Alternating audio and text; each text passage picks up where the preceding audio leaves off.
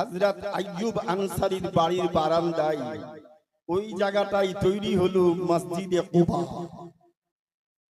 মসজিদে কুবা, যে মসজিদে কুবা সম্পর্কে নবী আমার বললেন, পৃথিবীর যে কোনো প্রান্ত হতে কোন আল্লাহর বান্দা বান্দি এই মসজিদে কুবাতে এসে যতবার আসবে, যত 2 রাকাত করে নামাজ পড়বে, ওই ব্যক্তির আমলনামায় একটা কবুল উমরার নেকি আল্লাহ পাক লিখে দিবে। নবী পাকের নিজ হাতে তৈরি করা প্রথম জুমা মসজিদ হচ্ছে মসজিদে কুবা। 2 মাস নামাজ পড়লেন, 2 মাস 2 দিন পর ওখান থেকে নবী যাত্রাপথ অতিক্রম করে গেলেন বানু সুলাইম গোত্রে। সেখানে একটা মসজিদ তৈরি করলেন, মসজিদে বানু সুলাইম। ওখানে নবী আমার 4 মাস জুমার নামাজ পড়লেন।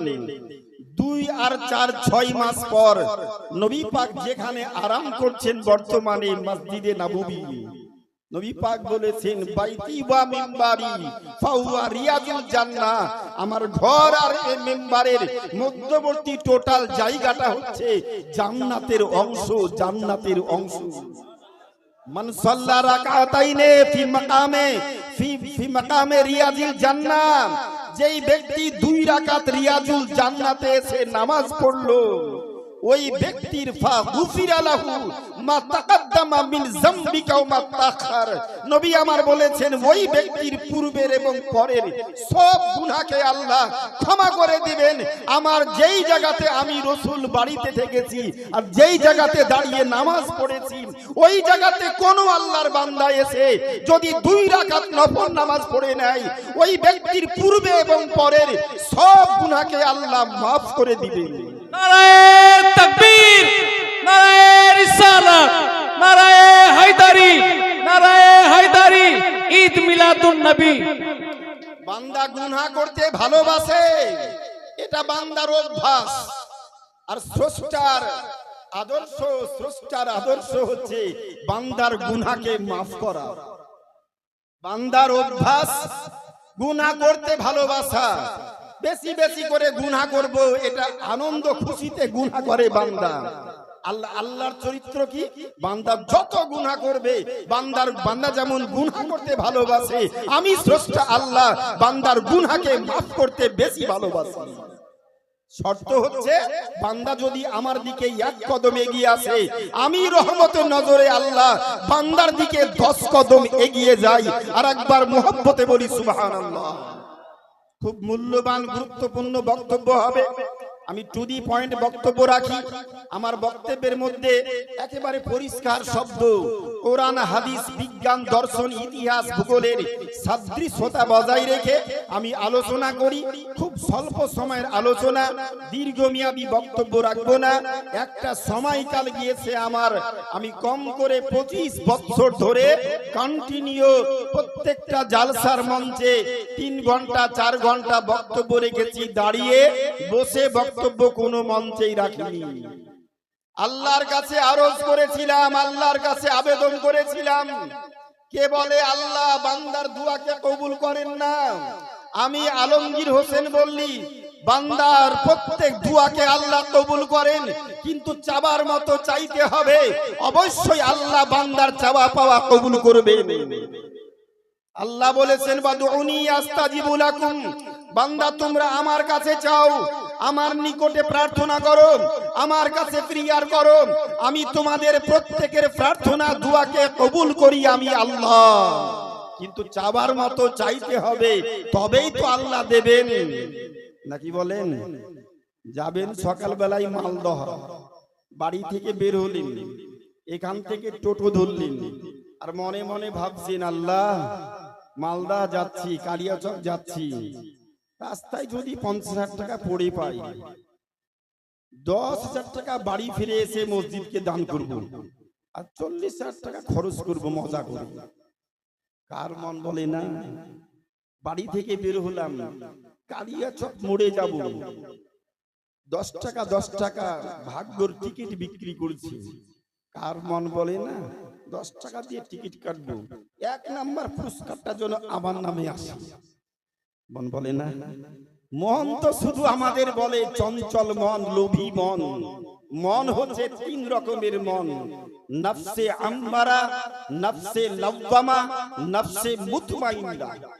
চাঞ্চল্যকর মন, যেই মনটা শুধু চাই টাকা চাই, বাড়ি চাই, সুন্দরী চাই, সুন্দর চাই, দু চাকা চাই, চার চাকা চাই, ছ চাকা চাই, দুতলা চাই, তিনতলা চাই, পাঁচতলা চাই, কলকাতায় বাড়ি চাই, দিল্লিতে ফ্ল্যাট চাই, নাকি বলেন বোম্বাইতে বাড়ি চাই, শুধু চাই শুধু চাই শুধু চাই। আচ্ছা, কেউ কি কোনোদিন বলেছে খুব পরিশ্রম করলাম আল্লাহ, আর খাটতে পারছি না ছেলে মেয়ের জন্য, কত কষ্ট করব, বিছানায় শুয়ে গেলাম, সকালে ঘুম ভাঙবে, আমার দুই চোখকে কানা করে দিবে, আমি আর কাল থেকে কাজ করব না, লাঠি নিয়ে পাড়ায় পাড়ায় ভিক্ষা করে খাবো? কেউ বলবে? ওটা বলবে না, ওটা কেউ বলবে না। বাড়ি থেকে বের হলাম, আল্লাহ আর পরিশ্রম করতে পারছি না, মোটরসাইকেল এসে, চার চাকায় এসে পিছন থেকে আমাকে ধাক্কা দিয়ে যদি একটা ট্যাঙ্ক ভেঙে দেয়, পরের দিন পঞ্চায়েতে আবেদন করব মেম্বারকে দিয়ে, তিন চাকার ভ্যান পাবো, পাড়ায় পাড়ায় ভিক্ষা করব, আর কাজ করব না, এই ব্যবস্থা তুমি করে দিও। ওটা কিন্তু চাইবে না কেউ, চাইবে? আমরা খারাপ জিনিস কিন্তু কেউ চাইবো না, পজিটিভ ভালো দিকটা সবাই চাই, নেগেটিভটা কেউ চাই না। চাই নাকি বাবা? আমরা কেউ চাই না। আল্লাহ বলছে, বান্দা তোমরা আমার কাছে চাও, চাবার মতো চাইলে আমি অবশ্যই তোমাদের প্রত্যেকের চাওয়া পাওয়া কবুল করি আমি আল্লাহ। সময় পেলে চাওয়ার সম্পর্কে হাদিসটা বলবো, জায়গায় ফিরে যাই।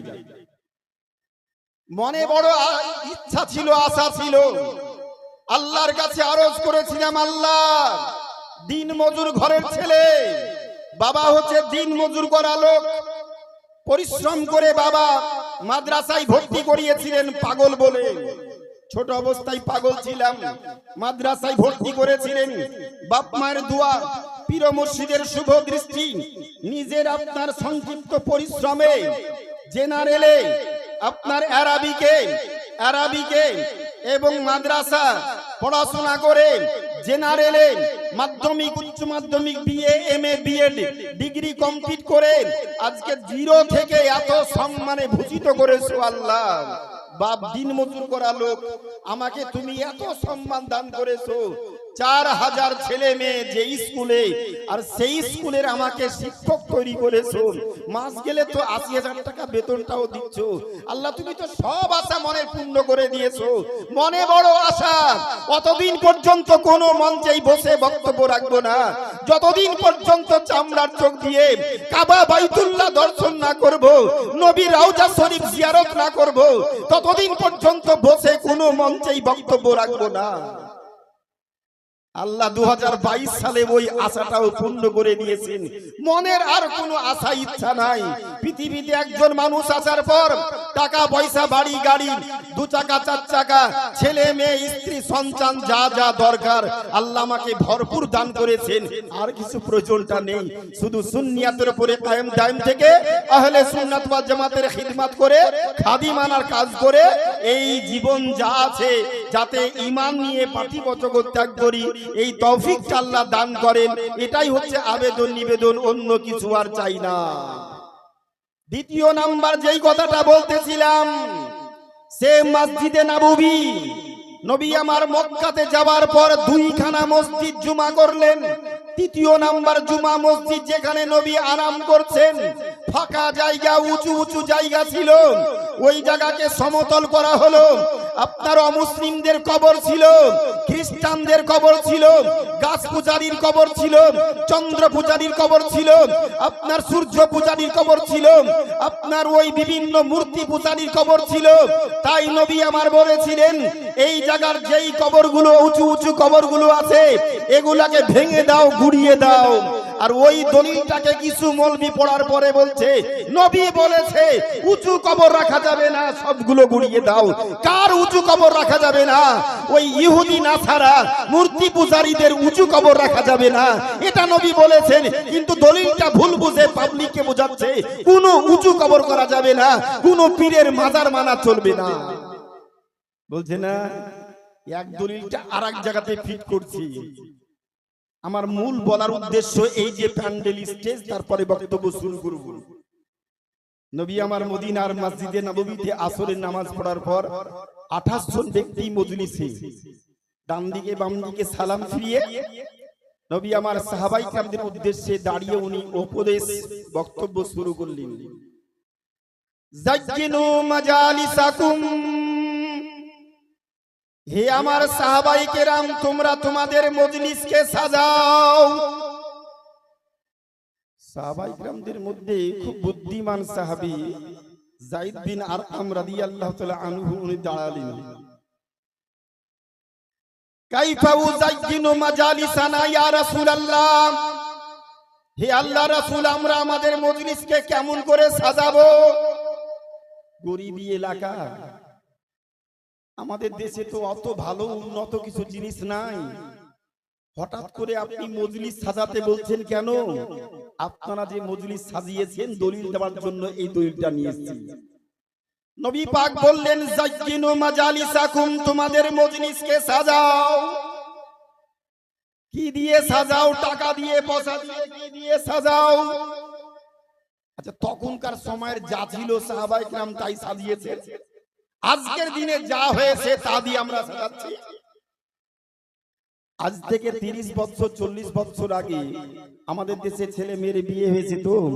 আচ্ছা, খানার ব্যবস্থা কেমন হতো আপনার দেশে আমার অত জানা নেই, তবে আইডিয়া করছি গ্রাম অঞ্চলে বিয়ে শাদী খানা পানি হলে বাড়ির পিছনে আম বাগানে ধানের খড় মিশিয়ে দিয়ে, তিরপল মিশিয়ে দিয়ে, আপনার কলার পাতা, শাল পাতা গোল করে লাইন করে সবাই বসে, লম্বা লম্বি লাইন করে বসে, ওই বাগানের মধ্যে বসে সবাই একসঙ্গে বসে বসে আমরা ভাত খেয়েছি, খানা খেয়েছি। আপনি আচ্ছা, আজকের দিনে আমার মেয়ের বিয়ে আর বাড়ির পিছনে আম বাগানে, বাঁশ বাগানে 500 লোককে বসার জায়গা করেছি। 4 চাকাতে 2 চাকাতে বন্ধু বান্ধব আসছে, কোথায় বসবো? বাড়ির পিছনে জায়গা, চলে যান। সবাই দেখছে খড় বিছানো আছে, তিরপল পাড়া, ওখানে বসে খানা খাওয়ার ব্যবস্থা। আচ্ছা, খানা কেউ খাবে তো? খাবে না। 40 বছর আগে খেয়েছে, আজ খাবে না কেন? জি, তখন খেয়েছে, আজ খাবে না কেন? তখন পেটে ক্ষুধাও ছিল বেশি, আর পেটে ছিল ক্ষুধা, খাবারেরও চলে চরম অভাব। মানুষ জায়গা কেউ দেখেনি, যেখানে বসতে দিয়েছে গোয়াল ঘরে, গরু রাখার ঘরের পাশে, ওখানেও খেয়ে নিয়েছে তৃপ্তি সহকারে। ঠিক বলছি না? তাই ব্যবস্থা ছিল না আপনার দেশে? আমার দেশে তো ছিল ওটা। তখন খেয়েছে, আজ পরিবর্তন ঘটেছে। খানা ছোট হোক বড় হোক, আগেই হ্যালো করে চেয়ার টেবিল নিয়ে আসা হচ্ছে, নাকি বলেন? বাবুর্চি ক্যাডারার নিয়ে আসা হচ্ছে, ওদের দিয়ে চেয়ার টেবিলে অল্প কিছু বসে খাবার খাবে। ওই বাড়ির পিছনে আম বাগানে ত্রিপল বিছিয়ে দিয়ে আর কিন্তু কেউ খানা খাবে না। সময়ের পরিবর্তন হয়েছে। নবী আমার বললেন, তোমরা তোমাদের মজলিসকে সাজাও। সাহাবায়ে কেরাম বললেন, কেমন করে সাজাবো? নবী আমার বললেন, জাজ্জিনু মাজালিসাকুম বিসসালাতি আলাইয়া, তোমরা তোমাদের মজলিসকে সাজাও আমার প্রতি বেশি বেশি করে দরুদ এবং সালাম পাঠ করে। যেই মজলিসে যত বেশি দরুদ সালাম পাঠ করা হয়, ওই মজলিসে তত বেশি আল্লাহর রহমত বর্ষণ হয়। হাদিস চলে আসি, দুটো হাদিস পড়ে বক্তব্য এগিয়ে যাব। নবী আমার বলেছেন, মান সাল্লা আলাইয়া সালাতান ওয়াহিদা ফাসাল্লাল্লাহু আলাইহি আশারুর রাহমা, যে ব্যক্তি আমার উপরে একবার দরুদ এবং সালাম পড়লো, ওই ব্যক্তির উপরে আল্লাহ পাক খুশি হয়ে 10 খানা জান্নাতি রহমত বর্ষণ করবেন। একবার জোরে বলি সুবহানাল্লাহ। ওই ব্যক্তির উপরে 10 খানা রহমত বর্ষণ হবে। ওই ব্যক্তির 10 খানা গুনাহকে আল্লাহ ক্ষমা করে দেবেন। ওই ব্যক্তির 10টা সম্মানকে আল্লাহ উঁচু করে দিবেন। হাদিস নাম্বার 2, মান সাল্লা আলাইয়া আশারু মাররাত ফাসাল্লাল্লাহু আলাইহি মিয়াতা আলফির রাহমান ইল্লা রাদাল্লাহু আলাইয়া রূহি ফারাদুস সালাম। রাবাহুল বাইহাকি ওয়া রাহু আবি দারমি ওয়া রাহু আবি দাউদ। 3 খানা বিশুদ্ধ হাদিস থেকে প্রমাণিত। নবী আমার বলেছেন, যে ব্যক্তি আমার উপরে 10 বার দরুদ এবং সালাম পাঠ করবে, যেখান থেকেই পড়ুক না কেন, ওই ব্যক্তির কাছ থেকে আল্লাহর অগণিত দায়িত্বপ্রাপ্ত নুরানি ফেরেশতা কাঁধে করে দরুদ সালাম বহন করে নিয়ে এসে আমার রওজা শরীফে পৌঁছে দিবেন। জোরে বলুন। আমার রওজা শরীফে পৌঁছে দিবে। আর আমি প্রত্যেকের সালামের উত্তরখানা আমি রাসূলুল্লাহ রওজা থেকে ফেরেশতার মাধ্যমে আমার উম্মতের নিকটে আমি পৌঁছে দিব। সাহাবায়ে কেরাম জিজ্ঞেস করছেন, ইয়া রাসূলুল্লাহ, আপনি এখন বেঁচে আছেন, আমরা দরুদ সালাম পড়ব, আপনার কাছে ফেরেশতা পৌঁছে দিবে, কিন্তু আপনার ইন্তিকালের পর পৃথিবীর যে কোনো প্রান্ত হতে ইন্তিকালের পর দরুদ সালাম পড়লে ওগুলো কেমন করে পৌঁছাবে? নবী আমার বলছেন, হায়াতি ওয়া মামাতি সাবাউল লাকুম, আমার জীবিত থাকা আর আমার মৃত্যু হওয়া তোমাদের জন্য দুটোই হচ্ছে সমান, দুটোই হচ্ছে সমান। জোরে মুহাব্বতে বলি সুবহানাল্লাহ। আমার জীবিত থাকা, আমার ইন্তিকাল হওয়া দুটোই হচ্ছে সমান। একটা ইতিহাস মনে পড়ে গেল, ছোট্ট করে বলেনি। গাউসে সামদানি, মাহবুবে সুবহানি, পীরানে পীর আব্দুল কাদের জিলানী, মুহিউদ্দিন আব্দুল কাদের জিলানী গিলানী রাহমাতুল্লাহ আলাইহি জগৎ বিখ্যাত আল্লাহর বলি ছিলেন না? গাউস পাক জগৎ বিখ্যাত আল্লাহর ওলি। মায়ের পেট থেকে যিনি 18 পারা কোরআনের হাফিজ হয়ে পৃথিবীর মাটিতে জন্মগ্রহণ করেছিলেন, যিনি জীবন দশায় একবার নয় দুইবার নয় 42 বার বাড়ি থেকে পায়ে হেঁটে পবিত্র হজ যাত্রা কমপ্লিট করেছেন। 43 বার হজ করতে যাচ্ছেন কখন? যখন তিনার 91 বছর বয়স। 91 বছর বয়স, শরীর চলে না, 3 নাম্বার বাহন সঙ্গে নিয়ে গিয়েছেন, 2 পা আর 3 নাম্বারের পা হচ্ছে লাঠি। বুঝতে পেরেছেন না? 3 নাম্বার বাহন লাঠি নিয়ে কষ্ট করে নিজ দেশ ইরাক পারস্য দেশ থেকে গিয়েছেন মক্কাতুল মুকাররমা। আল্লাহর ওলিদের পাওয়ার, আল্লাহর ওলিদের ক্ষমতা। পৃথিবীর আরেকজন আল্লাহর সুবিখ্যাত আল্লাহর বলি আল্লামা জালালউদ্দিন রুমি রাহমাতুল্লাহ আলাইহির এক ইতিহাস। আর ভক্ত গরিব মানুষ হুজুরের কাছে গিয়ে বলছে, হুজুর আপনার হাতে হাত রেখে মনে যা যা চেয়েছিলাম আল্লাহ আমাকে সব দিয়ে দিয়েছেন, আমার কোন রকমের কোনো বিপদ আল্লাহ রাখেননি। মনে একটা স্বপ্ন, হুজুর একবার চামড়ার চোখ দিয়ে যদি কাবা বাইতুল্লাহ খানা দর্শন করতাম। জোরে বলবেন না সুবহানাল্লাহ। আল্লামা জালালউদ্দিন রুমি রাহমাতুল্লাহ আলাইহি ভক্তের দিকে দেখলেন, ভক্তের এত বড় ইচ্ছা কাবা শরীফ দেখবে, এত বড় ইচ্ছা, ঠিক আছে ঠিক আছে বলে আর কিছু বললেন না। হুজুরের সময় যখন হয়ে গিয়েছে, উনি পৃথিবী ছেড়ে চলে যাবেন, 1 সপ্তাহ আগে জোহরের নামাজটা নিজের গ্রামে মসজিদে পড়ার পর একসঙ্গে জামাতে নামাজ পড়ে ভক্ত আব্দুর রহমানকে সঙ্গে নিয়ে বলছে, চলো বাড়ি চলো। বাড়ি যাচ্ছেন তো ওর বাড়িটা আগে, হুজুরের বাড়িটা পরে। বাড়িতে ঢুকে গেল ভক্ত, হুজুর নিজের বাড়িতে ঢুকলেন। কিছুক্ষণ পর, আধ ঘন্টা 40 মিনিট 1 ঘন্টা পর হুজুর আবার ফিরে আসছেন। আল্লাহর ওলিদের ক্ষমতা পাওয়ার। আমরা ওলিকে মানি কেন? আমরা আউলিয়ায়ে কেরামদের পদাঙ্ক অনুসরণ করি কেন? আর আমরা আজকের দিনে জালসা জলুস করব কেন? এতে লাভটা কি হবে? লাভ তো হবে দেখছি 3 শ্রেণীর মানুষের, এক ডেকোরেটর বালা, এক বক্তার, আর এক ইয়াং ছেলে মেয়েদের, আর 3/4 নাম্বার হচ্ছে এই কুটুম ভোজন করা। এই গ্রামে আজকে জালসা মনে হয় 10টা গরু জবাই হয়েছে, না বেশি হবে? 10টা গরু খাবার জন্য এই 200টা লোক খেয়ে নিবে, না আরো 2000 লোক আছে গ্রামে? বিহাই তাহই বহনু শালা আরো তো 5000 লোক এসেছে, ওরা জালসাই কই? নাই। খাবার খেয়ে ভালো মন্দ খেয়ে ওখান থেকে হাত মুছে বাড়ি। কোথায় গিয়েছিলি? পরের দিন জিজ্ঞেস করব, কোথায়? আলীনগর জালসা শুনতে। তাই নাকি? কোন কোন বক্তা ছিল কে জানি? তুই যে জালসা শুনতে গিয়েছিস তো কোন কোন বক্তা ছিল, বক্তব্য শুনিসনি? না না, জালসা করাতে একটা লাভ ভালো হচ্ছে, কুটুম ঝালাইয়ের অনুষ্ঠানটা কিন্তু খুব ভালো হয়। কুটুম ঝালাই বুঝেন তো আপনারা? আমি সহজ বাংলা করে একটু বলে দিলাম, কুটুম ঝালাই, কুটুম ঝালাইয়ের অনুষ্ঠান। কিন্তু না, এই কারণে জালসা নয়। আজকে ইমানি অন্ধকারাচ্ছন্ন পৃথিবী আল্লাহ কেন যুগে যুগে 1,24,000 নবী কেন পাঠিয়েছেন?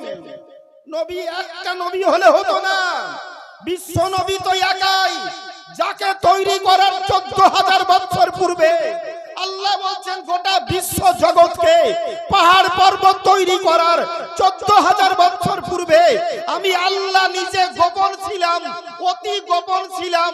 নিজকে প্রকাশ করার জন্য আমার বিশ্ব নবীর নূরখানা তৈরি করলাম। আমার নূর দিয়ে নূর তৈরি করার পর আসমান জমিন চন্দ্র সূর্য গ্রহ নক্ষত্র বিশ্ব ব্রহ্মাণ্ড তৈরি করলাম। আমি আল্লাহ নিজকে প্রকাশ করলাম। একজন নবী তো যথেষ্ট ছিল, 1,24,000 নবী কেন? কেন পাঠালেন? প্রয়োজনটা কি? যুগে যুগে মানুষ পরিবর্তন হবে, কলুষিত হবে, অন্ধকারে আচ্ছন্ন হবে।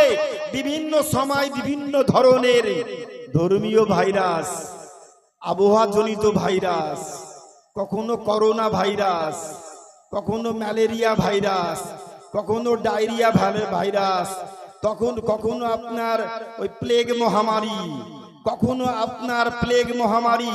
পৃথিবীর মাটিতে ঐতিহাসিকভাবে 75 রকমের মহামারী পৃথিবীতে এসেছে। তার শেষে সব থেকে বেশি বড় মহামারী গেল 76 নম্বরের মহামারী, করোনা ভাইরাস মহামারী আমাদের সামনে থেকে গেল।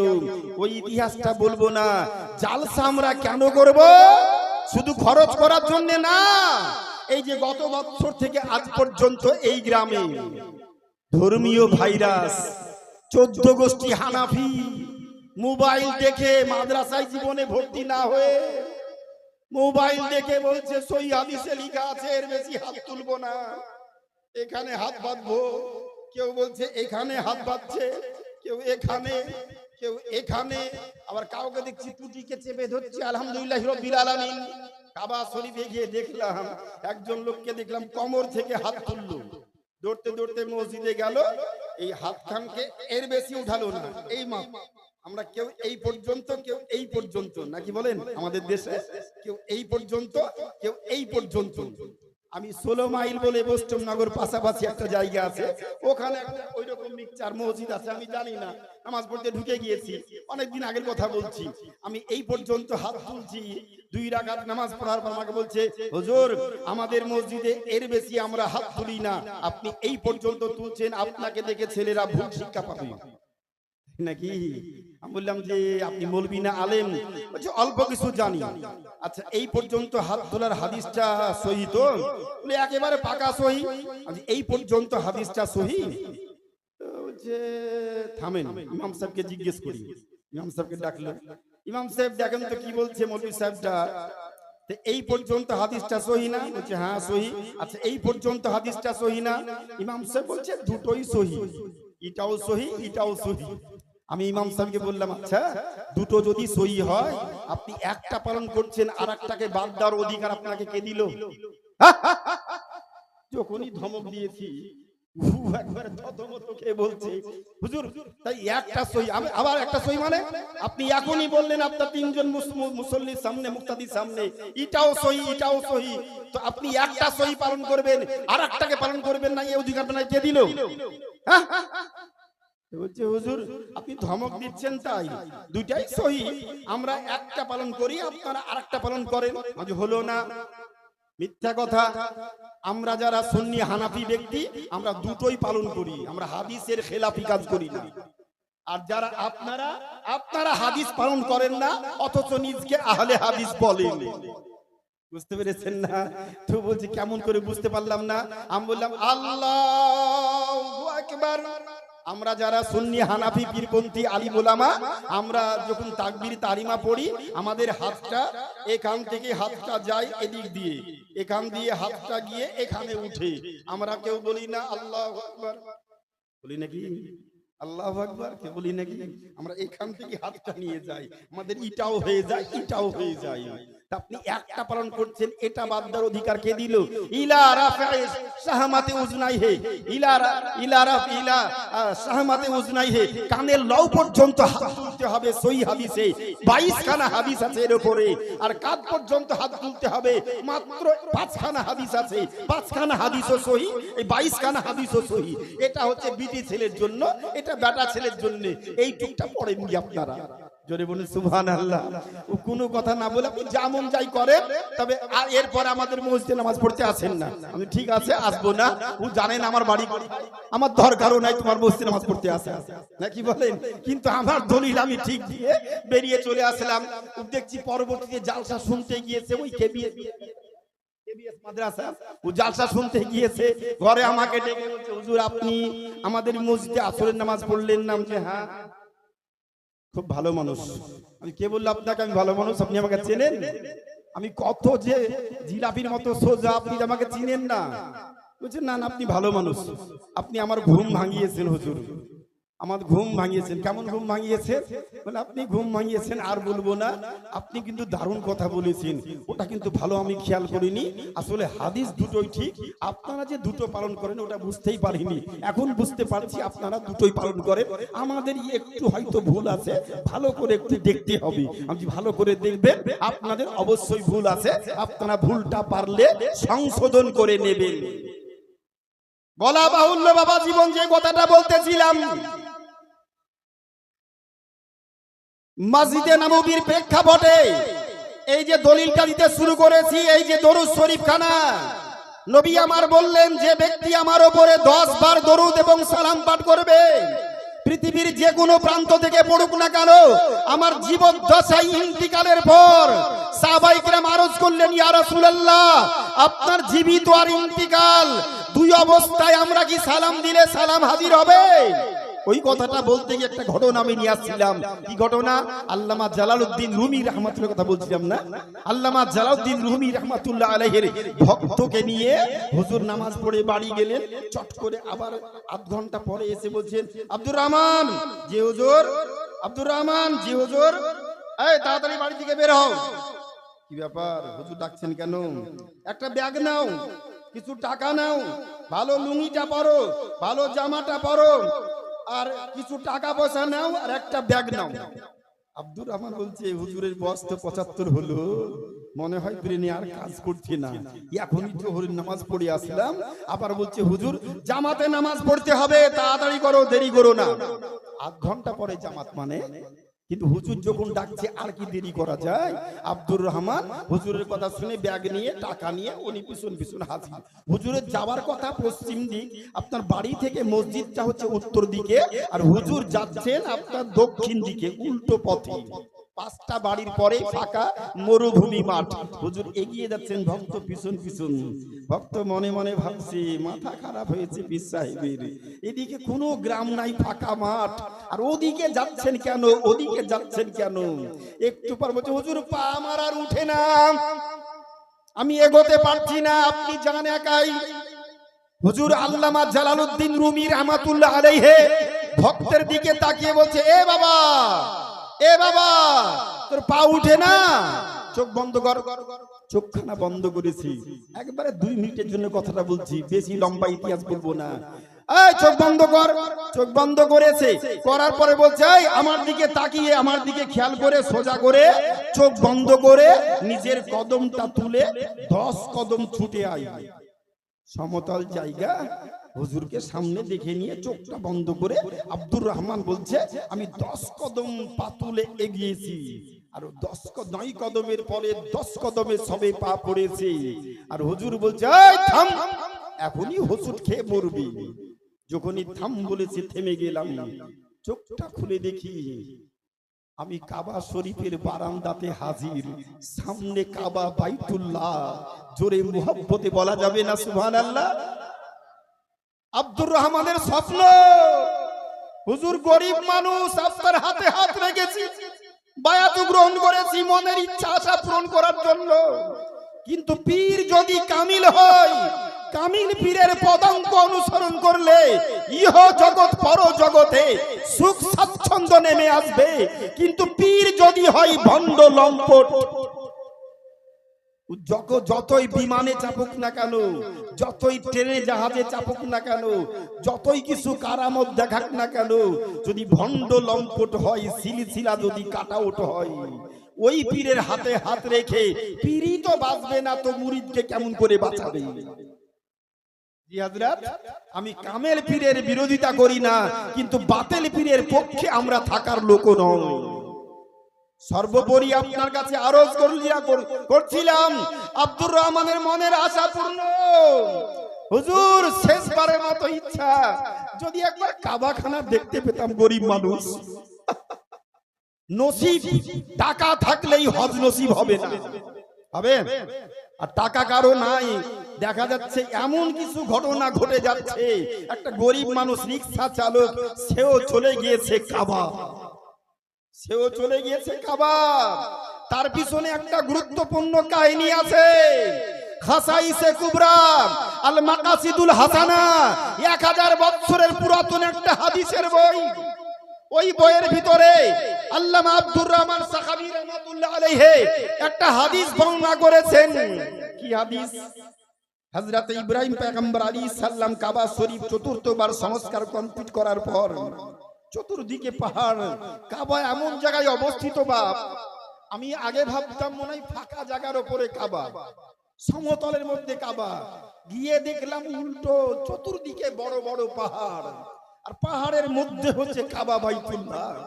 ইব্রাহিম পয়গম্বর আলাইহিস সালাম চতুর্থবার কাবা শরীফ সংস্কার করার পর মাত্র 28 জন ব্যক্তিকে নিয়ে কাবা শরীফের পাশে হাত তুলে দোয়া করছেন, আল্লাহ তোমার হুকুমে কাবার পুনর্সংস্করণ করলাম, আজ আছি কাল থাকবো না, গ্যারান্টি নাই। আল্লাহ তোমার কাছে আবেদন করছি, আল্লাহ কিয়ামত পর্যন্ত আমার বংশের সন্তান দিয়ে, বংশম পরম্পরায় আমার সন্তান দিয়ে, ক্রমবয়ে আমার সন্তান দিয়ে কাবা শরীফের খাদেমানাকে তুমি কবুল করে নাও। আল্লাহ কিয়ামত পর্যন্ত আমার সন্তানেরা যেন কাবা শরীফের এই খিদমতটা করে, ঝাড়ুর পরিষ্কার পরিচ্ছন্নর এই কাজটা করে, এই দায়িত্ব আমি দিচ্ছি, আরজ করছি, আল্লাহ তুমি কবুল করে নাও। ওই সি গায়বী শব্দ হলো আস্তাজিবু লাকুম। আল্লাহ বলছে, ইব্রাহিম আমি তোমার দোয়া কবুল করলাম। ওয়ালানু লিইউতাবিফু বিল বাইতিল আতিক, তুমি ঘোষণা করো মানুষ যেন কাবা শরীফের তওয়াফ করে। তওয়াফ মান হাজ্জাল বাইতা আবিইতামারা ফালা জুনাহা আলাইহি আইয়াতাওয়াফা বিহিমা, যে ব্যক্তি কাবা শরীফের তওয়াফ করলো, উমরা করলো, হজ করলো, ওই ব্যক্তির জীবনের সব গুনাহকে আল্লাহ ক্ষমা করে দিবেন, ক্ষমা করে দিবেন, ক্ষমা করে দিবেন। জোরে মুহাব্বতে বলুন সুবহানাল্লাহ। এলান করো কাবা ঘরের তোমার উম্মত যেন তওয়াফ করে। ইব্রাহিম পয়গম্বর বলছে, আল্লাহ চতুর্দিকে পাহাড়, মাত্র 28 জন ব্যক্তিকে নিয়ে দোয়া করছি, আমি এখানে ঘোষণা করব কাবা তওয়াফ করো। 28 জন ব্যক্তি ছাড়া কেউ শুনবে না। পৃথিবীর মানুষ কেমন করে জানবে কাবা তওয়াফ করলেই জান্নাতি, কাবা তওয়াফ করলেই বান্দার গুনাহ মাফ? এই সংবাদটা পৃথিবীর মানুষ কেমন করে জানবে? আল্লাহ ওইসি শব্দ করে বলছে, ইব্রাহিম তোমার কাজ হবে ঘোষণা করা। তুমি 28 জন ব্যক্তির সামনে ঘোষণা করবে, আর তোমার আওয়াজটাকে পৃথিবীর পূর্ব থেকে পশ্চিম, উত্তর থেকে দক্ষিণ প্রত্যেকটা মানুষের কর্ণকুহরে কানে কানে পৌঁছে দেওয়া আমার দায়িত্ব। জোরে বলুন, আমার দায়িত্ব। তুমি ঘোষণা করো, তুমি ঘোষণা করো। কত বুদ্ধিমান জ্ঞানী ছিলেন সাইয়্যিদুনা ইব্রাহিম পয়গম্বর আলাইহিস সালাম। উনি বলছেন, আল্লাহ মাথা পেতে মেনে নিলাম, তুমি সব আওয়াজকে পৌঁছে দিবে পৃথিবীতে। যারা পৃথিবীতে আছে ওদের কাছে সংবাদটা পৌঁছাবে আল্লাহ। যারা আগামীকাল জন্মগ্রহণ করবে, যারা 10 বছর পর জন্মগ্রহণ করবে, যারা 20 বছর পর জন্মগ্রহণ করবে, যারা 100 বছর পরে জন্মগ্রহণ করবে, ওদের কাছে এই আওয়াজটা কে পৌঁছাবে? আল্লাহ। জোরে বলবেন না সুবহানাল্লাহ? ওই শব্দটা কে পৌঁছাবে? যারা 100 বছর পর আজ থেকে পরে জন্মগ্রহণ করবে। আল্লাহ বলছে, ইব্রাহিম তুমি এলান করো যারা পৃথিবীতে আছে তাদের নিকটে তোমার আওয়াজটা আমি পৌঁছে দিব আল্লাহ। আর যারা পৃথিবীতে আসেনি, আলামে আরওয়াহ রুহানি জগতে আছে, ওই আলামে আরওয়াহ রুহানি জগতে প্রত্যেক রুহের কাছে তোমার আওয়াজটা পৌঁছে দিব আমি আল্লাহ। তোমার শব্দ পাওয়ার পর যেই রুহটা যতবার লাব্বাইক বলবে, যতবার লাব্বাইক বলবে, ততবার ওই ব্যক্তির ভাগ্যে নসিবে কাবা শরীফের তওয়াফ নসিব হবে। আর এই শব্দ শোনার পর যে রুহু একবারও লাব্বাইক বলবে না, একবারও লাব্বাইক বলবে না, ও পৃথিবীতে আসার পর যত কোটি টাকার মালিক হোক না কেন, ওর নসিবে ভাগ্যে কাবা শরীফ তওয়াফ নসিব হবে না। মনোযোগ, বক্তব্য কোন দিক থেকে কোন দিকে চলে এসেছি, আমি মূল জায়গা থেকে ছিটকে গিয়েছি, কিন্তু গুরুত্বপূর্ণ একটা চ্যাপ্টার ওপেন করার কথাটা নিয়ে আসলাম।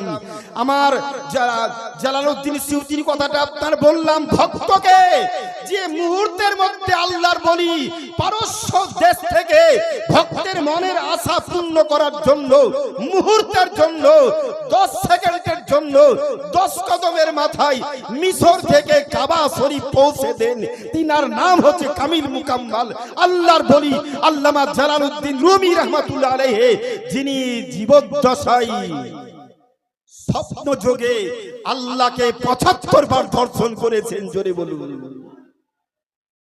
স্বপ্ন যোগে। আর বিশ্ব নবী হায়াতুন নবী আমার আল্লাহকে উনি বলেন 34 বার আমি দর্শন করেছি আল্লাহকে। রাইতু রাব্বি আযজা ওয়া জাল্লা ফি আহসানি সূরা, উত্তম সূরাতে আমি রাসূল আল্লাহকে 34 বার দর্শন করেছি। আল্লাহ নিরাকার নিরঞ্জন স্রষ্টা। সংক্ষিপ্তকরণে কথাটা হায়াতুন নবী জিন্দা নবী যেটা বলতেছিলাম, কাউস পাক, কাউসে সামদানি মাহবুবে সুবহানি আব্দুল কাদের জিলানী রাহমাতুল্লাহ আলাইহি, ওনার জীবদ্দশার জীবনী বলতে গিয়ে এদিকে চলে এসেছিলাম। 91 বছর বয়সে 43তম হজ করতে গিয়েছেন। কাবা শরীফের হজের কাজ কমপ্লিট করে মদিনা শরীফ গিয়েছেন। মদিনা শরীফে যাওয়ার পরে উনি এশার নামাজটা পড়ে নবী পাকের রওজা শরীফে দাঁড়িয়ে গিয়ে উনি সালাতু সালাম ভক্তি ভরে পড়তে আরম্ভ করেছেন। ওনার জীবনীতে লেখা আছে, উনি বলছেন 42 বার হজ করেছি, 42 বার নবীর রওজা জিয়ারত করেছি। মদিনায় আসার পর 10 দিন, 20 দিন, 30 দিন, 40 দিন পর্যন্ত সারা রাতে দাঁড়িয়ে দাঁড়িয়ে আমি কোরআন তেলাওয়াত করেছি, নবীর উপরে সালাম পাঠ করেছি। যেই দিন নবী পাক রওজা শরীফ থেকে সালামের উত্তরখানা আমাকে দিয়েছেন, আমি নিজের কানে নবীর সালামের উত্তরখানা শুনেছি। সেই দিন মনে বিশ্বাস এসেছে আমার হজটা কবুল হয়েছে। পরের দিন বাড়ির পথে যাত্রা শুরু করেছি। জোরে একবার মহব্বতে বলি সুবহানাল্লাহ। আমার গাউসে সামদানি বলে যতবার গিয়েছি আমি সালাম করেছি রওজা শরীফে। হায়াতুন নবী জিন্দা নবী যতদিন সালামের উত্তর না দিয়েছেন, আমি দাঁড়িয়ে দাঁড়িয়ে সারা রাত্রি নবীকে সালাম দিতেই থেকেছি। 43তম হজ করতে গিয়ে প্রথম রাত্রে প্রথম সালাম, আসসালাতু ওয়াসসালামু আলাইকা ইয়া রাসূলুল্লাহ, আসসালাতু ওয়াসসালামু আলাইকা ইয়া হাবিবাল্লাহ। প্রথম সালাম দিচ্ছেন আর প্রথম সালামেই নবী আমার উত্তর দিচ্ছেন ওয়া আলাইকুমুস সালাম ইয়া আব্দুল কাদের জিলানী রাহমাতুল্লাহ আলাইহি। জোরে বলা যাবে না একবার সুবহানাল্লাহ? কি উচ্চ পর্যায়ের আল্লাহর বলি ছিলেন, সালাম দিচ্ছেন নবী পাককে। হায়াতুন নবী রওজা শরীফ থেকে সালামের উত্তরখানা দিচ্ছেন। আমার গাউসে সামদানি একবার হকচকিয়ে আঁতকে উঠে বলছে, আল্লাহ বুঝে নিয়েছি আমি আর পৃথিবীতে থাকবো না, অল্প সময়ের মধ্যে পৃথিবী আমাকে ছেড়ে দিতে হবে। যেহেতু এর আগে অসুস্থ অবস্থায় সুস্থ অবস্থায় এসেছি মদিনায়, 10 দিন, 20 দিন, 30 দিন, 40 দিন থাকার পরে সালামের উত্তর পেয়েছি। আজকে প্রথম দিনই সালামের উত্তর। দৃঢ় বিশ্বাস আমি আর বেশিক্ষণ থাকবো না, অল্প সময় আমাকে পৃথিবী থেকে বিদায় নিতে হবে। এটাই হচ্ছে তার সংকেত। ইয়া রাসূলুল্লাহ, ইয়া হাবিবাল্লাহ, পাগলের আবেদন, পাগলের নিবেদন, ইয়া রাসূলুল্লাহ বুঝে নিয়েছি আমি আর পৃথিবীতে থাকবো না, অল্প সময় পৃথিবী থেকে বিদায় নিব। কিন্তু পাগলের আবেদন ইয়া রাসূলুল্লাহ, স্বপ্ন যোগে হাজারো বার দেখেছি আপনাকে, একবার চামড়ার চোখ দিয়ে আপনার নুরানি চেহারাখানা আমি আব্দুল কাদের একবার দেখতে চাই শেষবারের মতো। যখন বুঝে নিয়েছি আমি আর থাকবো না, অল্প সময় পৃথিবী ছাড়বো, তো পাগল আবেদন করছি ইয়া রাসূলুল্লাহ, একবার নুরানি চেহারাখানা একবার শেষবারের মতো আমাকে দেখিয়ে দিন, আমি আর কোনো আবেদন রাখবো না, আর কোনো আবেদন করব না। গাউস নবী পাক রওজা শরীফ থেকে নবী আমার বলছেন, আব্দুল কাদের এই আবেদনটা করো না, এই আবেদনটা করলে আমি রাসূল যদি রওজা থেকে বেরিয়ে যাই এখনই কিয়ামত নেমে আসবে, পৃথিবী ধ্বংস হয়ে যাবে, এই আবেদনটা করো না। আমি হায়াতুন নবী, জিন্দা নবী, কিন্তু সবার চামড়া চোখের আড়ালে, খবরদার এই আবেদনটা করো না। কিন্তু কতক্ষণ নাছর বান্দা পাগলের মতো আবেদন করছে, নিঝুম রাত্রি, আকাশ মেঘাচ্ছন্ন, রিমঝিম আকারে বৃষ্টি। গাউস পাক বলে ডান দিকে বাম দিকে সামনে পিছনে দেখলাম লোকজন কেউ নাই, আমি একাই। আর তখনও পর্যন্ত নবী রওজা শরীফ ছিল খেজুর পাতার ছাউনি, আর চতুর্দিকে খেজুর পাতা দিয়ে ঘিরা। এত সুন্দর জয়ন, এত সুন্দর সোনার মদিনা, এত সুন্দর সোনার মুড়ানো এই রওজা শরীফ তখনও ছিল না, তখনও ছিল না, তখনও ছিল না। আবেদন করতেই ছিলাম, কতক্ষণ ফজরের সময় খুব নিকটে, হঠাৎ করে চোখ মেলে দেখলাম নবী যেন বলতেছেন, ও আব্দুল কাদের দেরি করো না, এই দেখো হাতখানা বাড়িয়ে দিয়েছি, তুমি চামড়ার চোখ দিয়ে আমার হাতখানা একবার স্পর্শ করো, চোখে দেখে নাও, একবার চুম্বনটা দিয়ে দাও, মনের শেষ আশা পূর্ণ করে নাও, এই দেখো হাত বাড়িয়েছি। গাউস পাক বলে নবী পাকের নুরানি হস্তখানা দেখা মাত্র ঝাঁপিয়ে পড়লাম, আর চুম্বন করার পরে অচেতন হয়ে পড়লাম। যখন জ্ঞানটা ফিরলো তখন দেখি বাদশা নুরউদ্দিন রাহমাতুল্লাহ আলাইহি ফজরের নামাজে উনি প্রথম রাকাত শেষ করে দ্বিতীয় রাকাত জামাতে ওয়াত্তিনি ওয়াজাইতুনি ওয়াতুরি সিনিন এই সূরাখানা উনি পাঠ করতেছিলেন। জোরে বলা যাবে না একবার মহব্বতে সুবহানাল্লাহ? আমি একবারে সংক্ষিপ্তকরণে যে কথা বলার জন্য কথাটা আমি উঠিয়েছি, শুরুতেই বক্তব্য শেষ মনে হয়ে যাচ্ছে না, আমাকে অনেক কিছু কথা বলতে হবে, সূচনার মধ্যেই বক্তব্য অনেকটা আমি এগিয়ে চলে এসেছি, একটু লাইন চ্যুত করে আমি এগিয়ে এসেছি, কিন্তু একটা মুহাব্বাতান বিভিন্ন দিক নির্দেশনাকে সামনে রেখে আলোচনা কিন্তু এগোচ্ছে।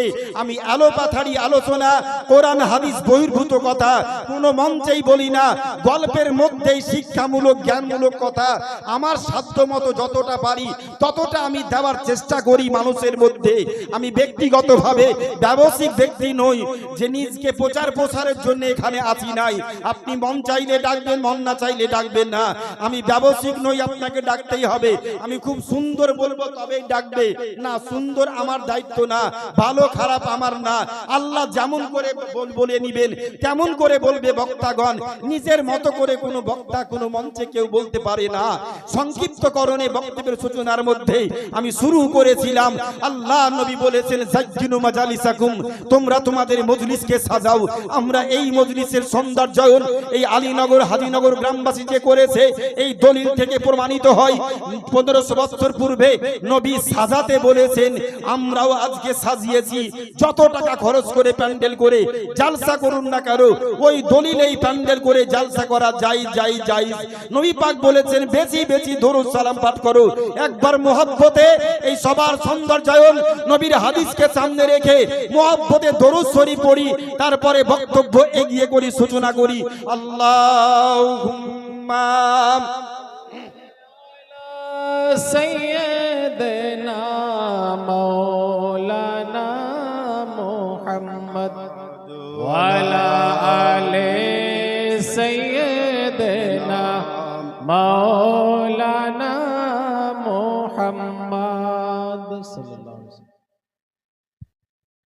লাকাল হামদু ইয়া আল্লাহ, প্রশংসা মাত্র আল্লাহর, যিনি একমাত্র স্রষ্টা, নিরাকার নিরঞ্জন। লাইসা কামিসলিহি শাইউন, আল্লাহ পাক বলেছেন কারো মতো আল্লাহ স্রষ্টা, আমরা সৃষ্টি, স্রষ্টা কোন সৃষ্টির মতো নন। সেই মহান স্রষ্টার চরম পরম প্রশংসা করো তো এই মজলিসে যারা অবস্থান করছেন আল্লাহর বান্দা বান্দি। ওই আল্লাহ যে আল্লাহ এক অদ্বিতীয় অক্ষয় অব্যয় অনাদি অনন্ত নিরাকার নিরঞ্জন মহান স্রষ্টার প্রশংসা করে মুহাব্বতে সকলে একবার বলি আলহামদুলিল্লাহ। অতঃপর বিশ্বের শান্তির দূত, সাম্যবাদ ধর্মের প্রতিষ্ঠাতা, গণতান্ত্রিক ধর্মের প্রবর্তক, বিশ্বগুরু, জগৎগুরু, মানব জাতির কল্যাণ কারক, রহমতের ভান্ডার, বিশ্বগুরু, মরুর উদার চেতা, ভবিষ্যৎ বক্তা, আলিমে মাকানা ওয়ামা ইয়াকুনের খবরদাতা, যে নবী জন্ম সূত্রে পৃথিবীর শিক্ষক, মক্কায় না পড়ে, মদিনায় না পড়ে, তুরস্কে, ব্রিটেনে, ভারতে, পাকিস্তানে, পৃথিবীতে এসে কোনোদিন কারো নিকটে না পড়ে নবী আমার পবিত্র জবানে ১৫০০ বছর পূর্বে ঘোষণা দিলেন, আনা বুইসতু ফিহি মুআল্লিমা, আমি পৃথিবীর মাটিতে আবির্ভূত হয়েছি পয়গম্বর, মানব জাতির শিক্ষক হয়ে। আল্লাহ আমাকে মানব জাতির শিক্ষক করে পৃথিবীর মাটিতে প্রেরণ করেছেন। একবার মুহাব্বতে বলি সুবহানাল্লাহ। নবী আমার কোথাও পড়েননি, আল্লাহও পড়াননি, নবীও পড়েননি। আল্লাহ পড়ালেন না কেন? নবী পড়লেন না কেন? আল্লাহ এই কারণে পড়ালেন না, নবী গো গোটা বিশ্ব জগৎ তৈরি করার ১৪,০০০ বছর পূর্বে আমি আল্লাহ তোমাকে তৈরি করে, আমি আল্লাহ তোমাকে তৈরি করে আমার সামনে রেখে হাজার হাজার বছর ধরে পড়িয়েছি আমি আল্লাহ, পড়েছো তুমি রাসূলুল্লাহ। নবী গো তোমার স্কুলের নামটা ছিল আরশে মুআল্লা। আচ্ছা, ওই স্কুল থেকে পড়ে আসার পর পৃথিবীতে এসে আর কোনোদিন কোন স্কুলে পড়ার প্রয়োজনটা পড়বে? আজকে যারা এক শ্রেণীর আইরেট মৌলবি, এপার বাংলা ওপার বাংলার কিছু সোশ্যাল মিডিয়ার প্রচারিত কিছু মুখরোচক বক্তার আমদানি ঘটেছে, নবী পাককে নিরক্ষর মূর্খ বলতে জিহ্বাটা একটু হালছে না। নবী কি পড়াশোনা জানতো নাকি? নবী তো একটা নিরক্ষর ছিল, আক্ষরিক জ্ঞান জানতো না। হাদিস পড়োনি, ভালো করে হাদিস পড়ো। নবী পাকের ৪০ বছর বয়স, বুখারী শরীফ প্রথম পৃষ্ঠার হাদিস। এই যে মঞ্চে একজন মুহাদ্দিস দীর্ঘদিন ধরে ইনি হাদিস পড়াচ্ছেন, আমার বন্ধুবর মুর্শিদাবাদ জেলার একজন স্বনামধন্য যোগ্য শিক্ষক হিসাবে ব্যাপক হারে এলাকাতে প্রচার পেয়েছিলেন। বহু ছাত্র মুর্শিদাবাদে বড় বড় মুফতি তৈরি হয়েছে, ইনারি ছাত্র নিজের হাতে তৈরি করা বহু ছাত্র আজ বিভিন্ন মাদ্রাসায় প্রধান শিক্ষকতা কর্মে তারা ব্রত আছে। মুফতি আনোয়ার হোসেন সাহেব, উনি হাদিস মুহাদ্দিস ব্যক্তি, হাদিস পড়া ব্যক্তি। আমি একটা সময় ১০ বছর পাবলিক মাদ্রাসায় পড়িয়েছি, তখন এই চর্চাগুলো সম্পূর্ণ আমার মধ্যে ছিল। সরকারি চাকরিতে আসা আমার ২০ বছর পূর্ণ হলো, আমার টোটালে ৩০ বছর চলছে শিক্ষকতা জীবন। আচ্ছা, ৩০ বছর আমি পড়াচ্ছি, আমাকে দেখতে মনে হচ্ছে কি যে আমার ৩০ বছরের মাস্টার আমি? আমার অনেক ছাত্র চুল দাড়ি সব সাদা হয়ে গেছে, একবারে পরিষ্কার সাদা। আমার পাশাপাশি বসালে মনে হয় ওটা আমার শিক্ষক, ওর আমি ছাত্র। আমি ভুলক্রমে একটা জালসায় গিয়ে, রাত্রি অন্ধকার, কারেন্ট চলে গিয়েছে, তো পানি নিব, ওযু করব। আমার এক ছাত্র বড় জুব্বা গায়ে দিয়ে, চুল দাড়ি সব সাদা। আমি বলি একটু আপনি সরে যান, আমি একটু পানি নিব। হুজুর আমি পানিটা দিচ্ছি। আমার না, বয়স্ক মানুষের পানি নেওয়া যাবে না, আমি এখনো ছেলে মানুষ আছি, আমাকে আমার পানিটা নিতে দেন। হুজুর আমি আপনার ছাত্র, আমি যে আব্দুল ওয়াদুদ, চিনতে পাচ্ছেন না? আরে আব্দুল ওয়াদুদ, তোকে আমি আলিফ বে থেকে ১০ বছর পড়ালাম, আর তুই এইরকম বৃদ্ধ হয়ে গেছি। হুজুর সবই আল্লাহর দান, আপনাদের দোয়া। বুঝতে পেরেছেন? সংক্ষিপ্ত করণে আমার বক্তব্যের যে সূচনা, আল্লাহর প্রশংসার পরে পরে টু দি পয়েন্ট কিছু কথা বলবো, শিক্ষামূলক জ্ঞানমূলক কথা। নবী আমার কোথায় পড়লেন?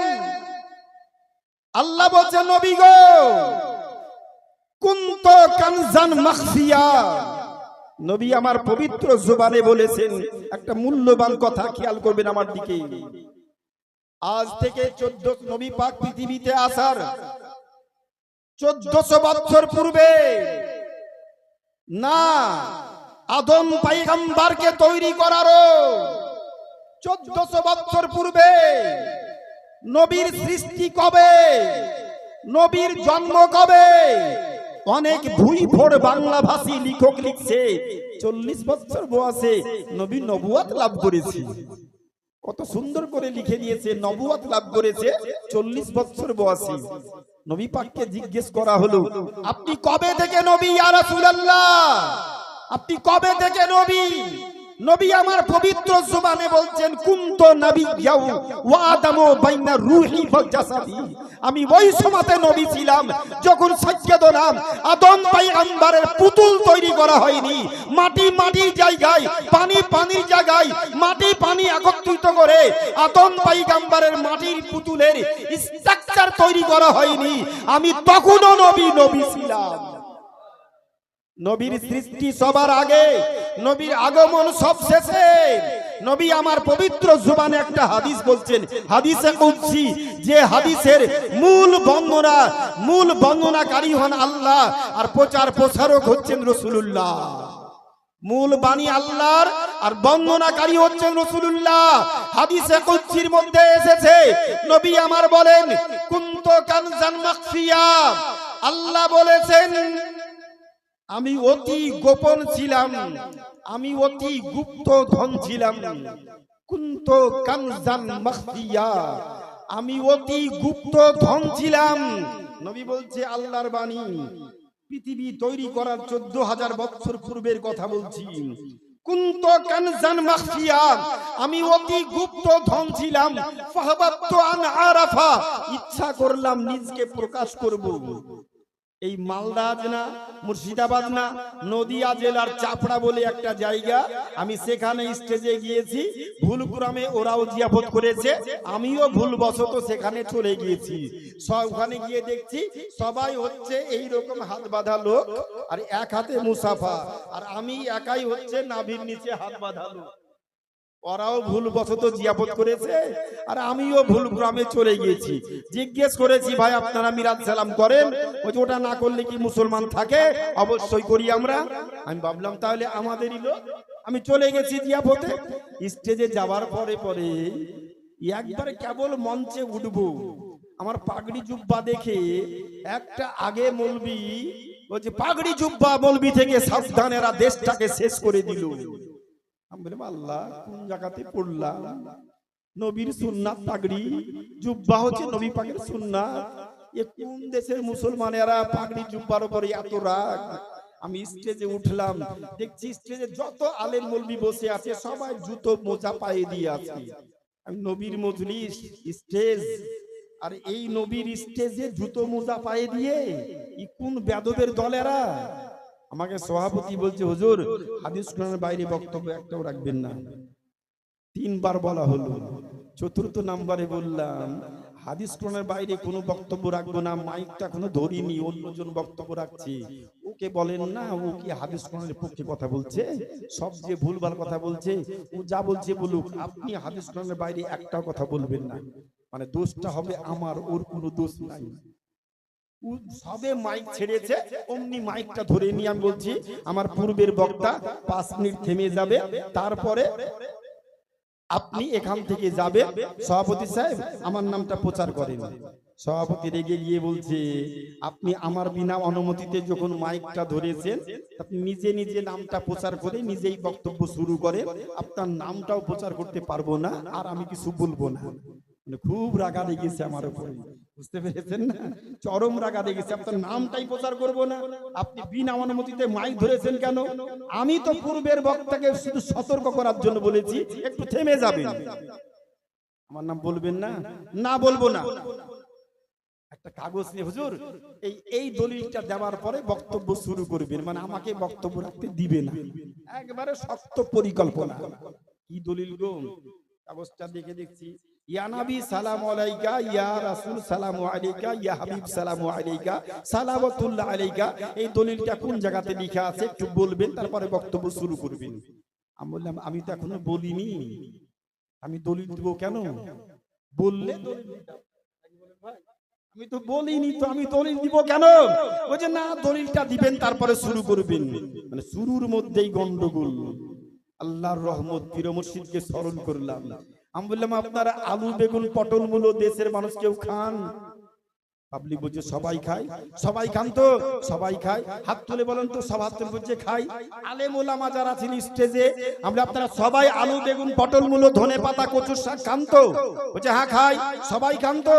বলে হ্যাঁ সবাই খাই। আর সবাই যখন খান, একটা ছোট্ট কথা আমাকে বলেন তো সভাপতি সাহেব, কোনো একটা মৌলবীকে ডাকেন আর মাইকটা ছেড়ে দিলাম, আলু বেগুন পটল মূলো ধনে পাতা কচুর শাক খাওয়া কোরআন হাদিস কোন জায়গাতে খাওয়া জায়েজ লেখা আছে? কোনো একটা আলেম বলে দেখ, মাইকটা আমি ছেড়ে দিলাম। সভাপতি ওদের 3 জন 4 জন মুফতিকে বলছে, ওই মুফতি সাহেব, ওই মুফতি সাহেব, ধরেন মাইক ধরেন, ফতোয়াটা বলে দেন, আলু বেগুন পটল খাওয়া কোন হাদিসে জায়েজ লেখা আছে? মুফতি বলছে অত আমি জানি না। ও বলছে অত আমি জানি না, ও তো আমি জানি না। আর আমি তো জানছি কোন জায়গাতে কি ওষুধ মারলে আমার রোগের কাজটা করবে। বলেন, আমার তো ওটা 30 বছরের অভিজ্ঞতা, বাহাস মুনাজারা করা ব্যক্তি, কোন জায়গাতে কি ওষুধ প্রয়োগ করতে হবে, কোন ট্যাবলেট কোন ক্যাপসুল দিলে রোগীটা তাড়াতাড়ি সেরে উঠবে, কোথায় আপনার ওই প্যারাসিটামল মারতে হবে না, কোথায় অন্য কিছু ওষুধ দিতে হবে, সেটা তো আমাকে ভাবনা করে চিন্তা করে 600 মারবো না 500 এমজি মারবো, সেটা তো ভেবে চিন্তে দিতে হবে। আমি বললাম একটাও কেউ জানে না? স্টেজ ভর্তি আলেম, আলু খাওয়ার দলিল জানেন না, পটল খাওয়ার দলিল জানেন না। আমি বললাম পাবলিক আপনারা গো, এতগুলো মৌলবীকে আপনারা পুষেন, আলু বেগুন পটল মূলো খাওয়ার দলিল কেউ জানে না? এই দলিলটা যদি না জানে তুই ইয়া নবী সালামু আলাইকা, ওই দলিলটা পাবে কোথা থেকে? ধমক দিয়ে আমি বক্তব্যের মোড়টাকে চেঞ্জ করে দিলাম, বুঝতে পেরেছেন? তারপরে বক্তব্য শুরু করলাম পৃথিবীর সৃষ্টির রহস্য। গোটা বিশ্ব জগৎ তৈরি করার 14,000 বছর পূর্বে আল্লাহ নবী বলেছেন, হাদিসটা বর্ণনা করেছেন, আল্লাহ বলেছেন কুনতু কানজান মাখফিয়া, আমি অতি গোপন ছিলাম। ফাবাবতান আরাফা, ইচ্ছা করলাম নিজকে প্রকাশ করব। ফাখালাকতুল খালকা, নিজকে প্রকাশ করার জন্য আল্লাহ পাক বলেন, এই দেন পশ্চিমবঙ্গের সোশ্যাল মিডিয়ায় একেবারে এপার বাংলা ওপার বাংলার আলোড়িত বক্তা, চরম পরম সকলের মুখে মুখে মুখরোচক বক্তা, একজন যোগ্য বিজ্ঞ মুনাজির মুহাক্কিক মুদাক্কিক হযরতুল আল্লাম মুফতি জাহাঙ্গীর আলম রেজভী সাহেব, উনি মঞ্চে চলে এসেছেন। ওনার গুরুত্বপূর্ণ বক্তব্য, নতুন নতুন যেই সমস্ত প্রশ্নগুলো মানুষের মনের মধ্যে তৈরি হচ্ছে, সব আধুনিক প্রশ্নের উত্তর দেওয়ার জন্য একেবারে প্রস্তুতি পর্ব সেরে প্রত্যেকটা মঞ্চে যেখানেই উঠছে একেবারে তরুণ যুবকদের, আজকের যারা তরুণ আগামী দিনে তারাই তো হবে প্রবীণ। আমি একটা সময় তরুণ ছিলাম, আজকে প্রবীণ যেমন হতে চলেছি, আজকের দিনে বাবা জীবন প্রবীণ, পরবর্তীতে তারাই হবে, তারা এখন তরুণ, পরবর্তীতে হবে প্রবীণ।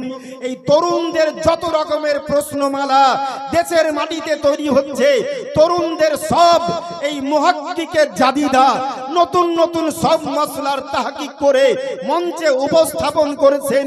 একেবারে এপার বাংলা ওপার বাংলার সুবিখ্যাত সোশ্যাল মিডিয়া খ্যাত আপনার সকলের পরিচিত মুফতি জাহাঙ্গীর আলম রেজভী সাহেব মঞ্চে চলে এসেছেন। তিনার মূল্যবান বক্তব্য মনোযোগ সহকারে আপনাদের শুনতে হবে। তার পূর্বে আমি যেই কথাটা বলতেছিলাম, আর মাত্র 5 থেকে 6 মিনিট। গোটা বিশ্ব জগৎ তৈরি করার 14,000 বছর পূর্বে আল্লাহ বলছে, আমি নিজে গোপন ছিলাম, নিজকে প্রকাশ করার জন্য একটা বস্তু তৈরি করলাম। যখনই এই কথা বলা, আমার সামনে 10টা মৌলবি এসে হাজির। মৌলবি এবার কোন দিকে ফতোয়া দিচ্ছে দেখছি। আমি বললাম বাপরে, আমি তো কঠিন চ্যাপ্টার ওপেন করেছি আবার বাতিলের সামনে, যেখানে চতুর্দিকে 100% ওরা, আমি শুধু একাই 1 অংশ, হাজারে 1 বা 2000-এ আমি একজন। আর ওখানে শুরু করেছি নূরের উপরে বক্তব্য। কুনতু কানজান মাখফিয়া ফাহবাবতান আরাফা খালাকতু সুম্মা খালাকতুল খালকা, আমি একটা বস্তু তৈরি করলাম, ফাআরাফা বিহি। আল্লাহ বলছে বস্তু তৈরি করার পর আমি আল্লাহ নিজে প্রকাশিত হলাম। বস্তুটা কি? ওরা বলছে নবী মাটির মানুষ, আমরা বলছি নবী নূরের মানুষ। তাই না বাপ? দুটোই তো গন্ডগোল। কেউ বলছে নূরের, কেউ বলছে মাটির। আমি বললাম আপনার কথাটা আপনার জায়গায় রাখেন, আমার কথাটা আমার জায়গায় রাখি। আমার নবী জীবনে কোনোদিন মিথ্যা কথা বলেছেন? বলছে না। পাবলিককে বললাম, বলেছে, বলে না। আলিম ওলামাকে বললাম, বলেছেন, বলে না। আপনি এভিডেন্সটা কি আছে নবী মিথ্যা কথা বলেননি? ওইটা ঈমান, ওটা আমাদের দলিল। দলিল জানা নাই কিন্তু নবী কোনদিন মিথ্যা কথা বলেননি। আজ পবিত্র কোরআন শরীফ সূরাতুন নাজম আয়াত নাম্বার 3 আল্লাহ বলছে ওমা হুয়া ইয়ানতিকু আনিল হাওয়া ইন হুয়া ইল্লা ওয়াহয়ু ইউহা। আল্লাহ বলছে নবী ওর নাম যে নবী স্বেচ্ছায় কোনোদিন কোনো কথা বলেন না। আমি আল্লাহ নবীকে যখন যেটা বলতে বলেছি নবী তখন সেটা বলেছে। নবীর বলাই হচ্ছে বকলমে আমার বলা, নবীর দেখাই হচ্ছে আমার দেখা, নবীর শোনা হচ্ছে আমার শোনা। জোরে মুহাব্বতে বলি সুবহানাল্লাহ। কোরআন বলছে আমা হুয়া ইয়ানতিকু আনিল হাওয়া ইন হুয়া ইল্লা ওয়াহয়ু ইউহা। নবী ওর নাম যে নবী স্বেচ্ছায় কোনোদিন কোনো কথা বলেননি। নবী আমার বলছেন আল্লাহর বাণী প্রচার করছেন হাদিসে বলছি। কি বলছেন? গোটা বিশ্ব জগৎ তৈরি করার পূর্বে গোপন ছিলাম, একটা বস্তু তৈরি করে প্রকাশ করলাম। বস্তুটা কি? আমার কথা আপনার কথা নিজ নিজ জায়গায় রাখি। ১৫০০ বছর পূর্বে আমার নবী বলে গিয়েছেন যেই কথাটা ইমামে বুখারী রাহমাতুল্লাহ আলাইহির উস্তাদ হযরতে আব্দুর রাজ্জাক রাহমাতুল্লাহ আলাইহি ওনার লিখিত হাদিসের বই আল মুসান্নাফ ইবনে আব্দুর রাজ্জাক পুরাতন প্রিন্ট ৩য় খণ্ডের মধ্যে লিখেছেন আফদালু মা খালাকাল্লাহু নূরি। সর্বপ্রথম আল্লাহ তাআলা আমার নূরকে তৈরি করলেন, আর আমার নূরকে তৈরি করার পর আল্লাহ মাবুদ স্রষ্টা প্রকাশিত হলো, গোটা বিশ্ব জগৎকে আল্লাহ তৈরি করলেন। যখন এই কথা বলা, একটা চট করে হাফ মানে লুঙ্গি পরা, দাদর লুঙ্গি পরা একজন ব্যক্তি এসে এইরকম একটা রুমাল আমার সামনে দিয়েছে। বলছে হুজুর রুমালটা ধরেন, মশলা একবারে ক্লিয়ার। কি রুমাল ধরবো? পুরাতন নাক মুছা, নোংরা মুছা, পোটা মুছা রুমাল। বলছি ধরেন তো। আমি তোমার কাছে রাখো, কি বলছো বলো। খুব মেজাজে আমি আর ও ঝগড়া পাকানোর জন্য এসেছি। বলো কি বলছো? বলে এটা রুমাল। বলে হ্যাঁ রুমাল। আচ্ছা এটাকে একটু কাটলাম, কাটলাম, হাত রুমাল করলাম, আর একটু কাটলাম, জানলার পর্দা করলাম, আর একটু কাটলাম, টিভির পর্দা করলাম, আর একটু কাটলাম, দরজার পর্দা করলাম, আর একটু কাটলাম, টিভির ক্লথ করলাম, আর একটু কাটলাম, বালিশের ওয়ার করলাম। এই কাটতে কাটতে কাটতে কাটতে কাটতে কাটতে 10 রকমের বস্তু তৈরি করলাম। আমার রুমাল কি আর থাকলো? আমি বললাম না। থাকলো না তো? বলছে না। তাহলে মশলা একবারে ক্লিয়ার। গোটা পৃথিবী তৈরি করার পূর্বে আল্লাহ পাক নবীর নূরখানাকে তৈরি করলেন। নবীর নূরখানা দিয়ে আরশ তৈরি করলেন, লৌহ তৈরি করলেন, জান্নাত তৈরি করলেন, জাহান্নাম তৈরি করলেন, মানুষ তৈরি করলেন, গাছপালা তৈরি করলেন, 18,000 মাখলুকাত তৈরি করলেন। সব যখন তৈরি হয়ে গেল, নবীর নূর কি আর থাকলো? যুক্তিটা কঠিন। বলছে রুমাল কেটে কেটে সব তৈরি হলে রুমাল যেমন থাকলো না, নবীর নূরকে কেটে কেটে কেটে কেটে কেটে কেটে কেটে কেটে 18,000 মাখলুকাত যখন তৈরি হয়ে গেল, নবীর নূর কি আর থাকলো? আমি বললাম না। তাই নবীও যা আমিও তাই, নবীও মাটি আমিও মাটি, মশলা একবারে ক্লিয়ার, একবারে আপনার মত যা আমাদেরও মত তাই। আমি বললাম না, হলো না। বলে কেন হলো না? আমি বললাম বাবা রে, আমি তাহাজ্জুদ পড়া ব্যক্তি। মিথ্যা একটা গল্প তৈরি করলাম। আমি তাহাজ্জুদ পড়া ব্যক্তি, কিন্তু তাহাজ্জুদ পড়তে পারি না। আমরা জালসা করা লোক, তাহাজ্জুদ পড়া সম্ভবটা হয় না। আমি বললাম যে তাহাজ্জুদ পড়া ব্যক্তি বাপরে, নামাজ কোনদিন কাজা করিনি। 12 বছর বয়স থেকে 52 বছর বয়স চলছে, আর 30 বছর শিক্ষকতা করছি। 20 বছর বয়সেই মৌলভী মুফতি পাস করেছি। তারপরে জেনারেল ডিগ্রি করার পরে 30 বছর বয়সে হাই স্কুলে চাকরি পেয়েছি। 20 বছর শিক্ষকতা চলছে প্রতিষ্ঠানে। তা আমার হচ্ছে একটা ধারণা বাপরে, তোমার কথা ঠিক হলো না। তাহলে কি ঠিক হবে? আমি বললাম বাপরে, একটা বাড়ি থেকে এখানে এসে মোমবাতি পাওয়া যায় না। বলে হ্যাঁ মোমবাতি তো পাওয়া যায়। আমি বললাম বাপরে, আমার নিয়ে আসতে ভুল হয়ে গিয়েছে। আমি স্বপ্ন যোগে পরপর 3 দিন স্বপ্ন দেখেছি। 4র্থ দিন স্বপ্নে একটা মোমবাতি পেয়েছি। আমাকে বলেছে এই মোমবাতিটা নিয়ে গিয়ে চাপড়া নদিয়ায় জালসাতে যেদিন যাবেন ওই স্টেজে আপনি জ্বালিয়ে দিবেন। জ্বালিয়ে দেওয়ার পর দেশের মাটিতে মাইকে ঘোষণা করবেন যে আপনারা গুজবে কান দিবেন না, গুজব ছড়াবেন না।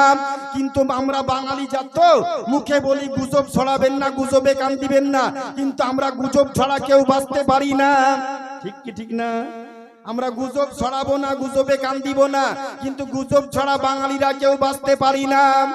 2011 সালে স্কুল থেকে বাড়ি আসছি, না 17 সালে বিকালবেলা স্কুল থেকে নভেম্বর মাসের 3 তারিখে বাড়ি আসছি, দেখছি প্রায় মানুষের সাইকেলে পিছনে, মোটরসাইকেলে, সাইকেলে সামনে পিছনে লবণের বস্তা। জিজ্ঞেস করছি কি ব্যাপার গো, এই লবণ সবারই কাছে কেন, কি ব্যাপার? আমাকে বলছে বলবি সাহেব জানেন না, এলাকাতে ঘোষণা হয়েছে কিছুদিন পর লবণ আর পাওয়া যাবে না, খেতে পাই বা না পাই এক বস্তা লবণ কিনে নিয়ে বাড়ি যাচ্ছি। গুজবে কান দিবেন না, গুজব ছড়াবেন না, এটা আপনার দেশে হয়নি। হয়েছিল 2011 সালে আসামে জালসা করতে গিয়েছি, 3 দিনের প্রোগ্রাম। প্রথম রাত্রে প্রোগ্রাম করে দ্বিতীয় রাত্রে আমার স্ত্রীকে দুপুরে ফোন করছি, কেমন আছো? আমার স্ত্রী, তুমি তো খুব আরাম করে ভালোই আছো, পরে বাড়িতে খাচ্ছ। আমার দেশে কি হয়েছে জানো? কি হয়েছে গো? আমার দেশে ঘোষণা হয়েছে আর বলে পানি বলে পাওয়া যাবে না। সারা রাত্রি মা, ফুপু, খালা বাড়িতে যা লোক ছিল, যত ছিল হাড়ি কলস, সারা রাত্রি পানি বয়ে বয়ে শরীর এলে গিয়েছে, গোটা হাড়ি গোটা ঘর ভর্তি করে দিয়েছি পানিতে। 1 মিনিটও সারা রাত্রি ঘুমোতে পারেনি। আমাদের এলাকা কি কষ্ট লোক পাচ্ছে, আর তুমি আরাম করে জালসা করে বলছো কেমন আছো কিনা। গুজবে কান দিবেন না, গুজব ছড়াবেন না। আমার একটা পিসি বুদ্ধি খুব কম, 5, 6, 8, 9 ছেলের মা, কিন্তু বুদ্ধি একটু কম। ছেলেগুলো আবার হাই স্কুলের শিক্ষক, 3টে ছেলে আবার শিক্ষক। বুঝতে পেরেছেন আমার বংশ পরিবারটা খুব উচ্চ শিক্ষিত পরিবার। আমাদের মুফতি সাহেব জানেন আমার বংশ পরিবারে, আমার ফ্যামিলিতে এখন 64 জন আপনার চাকরিজীবী, 4 জন MBBS ডাক্তার, 2 জন আপনার বিটেক, আপনার একেবারে ফার্স্ট ক্লাস পাস আলিগড় ইউনিভার্সিটির 90 সালে পাস করা ইঞ্জিনিয়ার, তারা ব্রিটেনে আপনার এখন আপনার কর্মরত। আর আমার ফ্যামিলিতে 42 জন হাই স্কুলের শিক্ষক। এটা বিরাট গৌরব এই কারণে করি যে আপনার শুধু চাকরি পাওয়ার জন্য করি না, আজান হলে আমার একাকত্ব জামাত কাজা হতে পারে। ওই 42টা মাস্টারের একদিনও জামাত কাজা হয় না, ওরা বাড়িতে থাকলেই জামাতে নামাজ পড়ে এবং সবগুলোই সুন্নি সাহিউল আকীদা। এর জন্য আমি একটু নিজের ওদের নামটা করি, তাছাড়া মাস্টারের জন্য নাম করি না। অনেক জায়গায় একটু চাকরি বাকরি ব্যবসা বিজনেসে উন্নতি লাভ করলে মসজিদের গেট চিনে না, মসজিদ থেকে দূরে দূরে যাই, মসজিদের দিকে তাকিয়েও দেখে না, এরকম ব্যক্তি সমাজে অনেক আছে না? অনেক তৈরি হয়নি আমাদের দেশে। কিন্তু আমি ওই কারণে কথাটা বলছি না, বলা বাহুল্য, যার জন্য কথাটা আমি তুললাম আপনাদের উদ্দেশ্যে।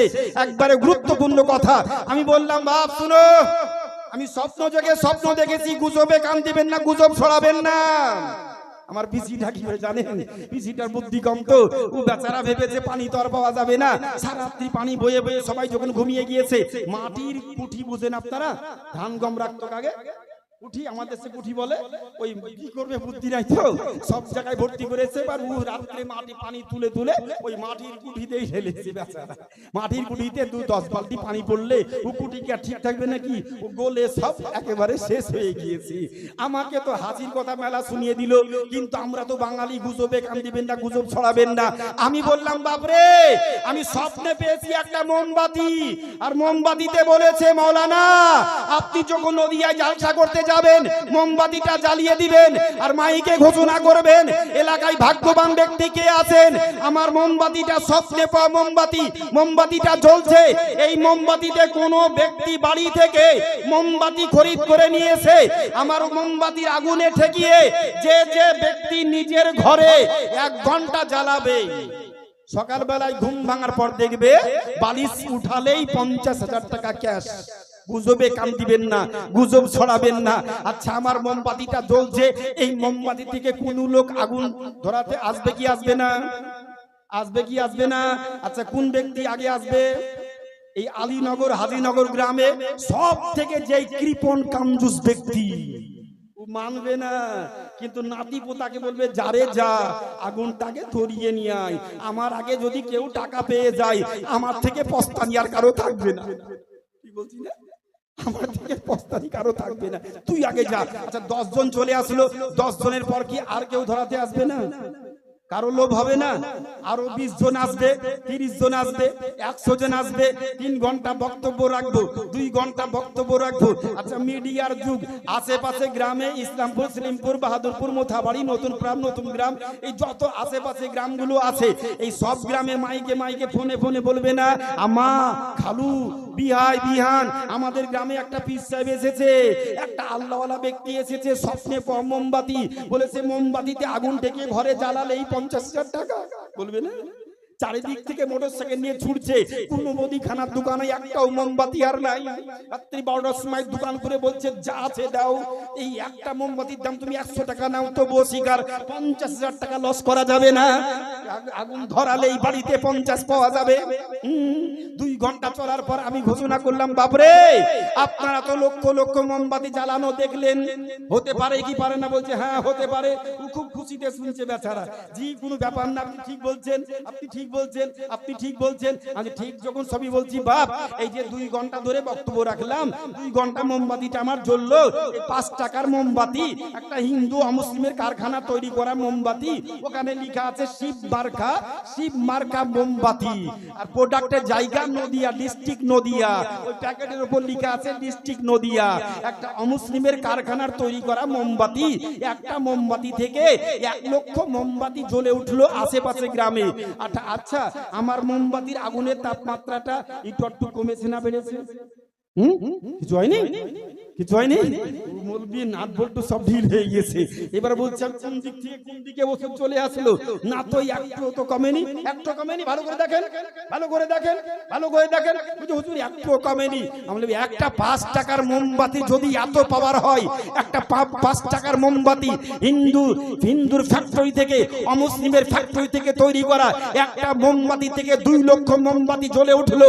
আমার মোমবাতির তাপ, আপনার মোমটা কমেছে, অগ্নিশিখা তাপমাত্রা একটু কমেনি, একটু কমেনি। এই অগ্নিশিখা তাপমাত্রা, এই একটা 5 টাকার মোমবাতি যদি এত পাওয়ার হয়, 2 লক্ষ মোমবাতি জ্বালানোর পরে একটু তার অগ্নিশিখা তাপমাত্রা না কমে, যেই নবীর নূরখানাকে আল্লাহ নিজের হাতে জাতি নূর দিয়ে তৈরি করে, আল্লাহ গোটা বিশ্ব জগৎকে তৈরি করলেন নবীর নূর দিয়ে, ওই নবীর নূরখানা যেমন ছিল তেমন আছে, কিয়ামত পর্যন্ত তেমন থাকবে, একটু পরিবর্তন হবে না, একটু পরিবর্তন হবে না।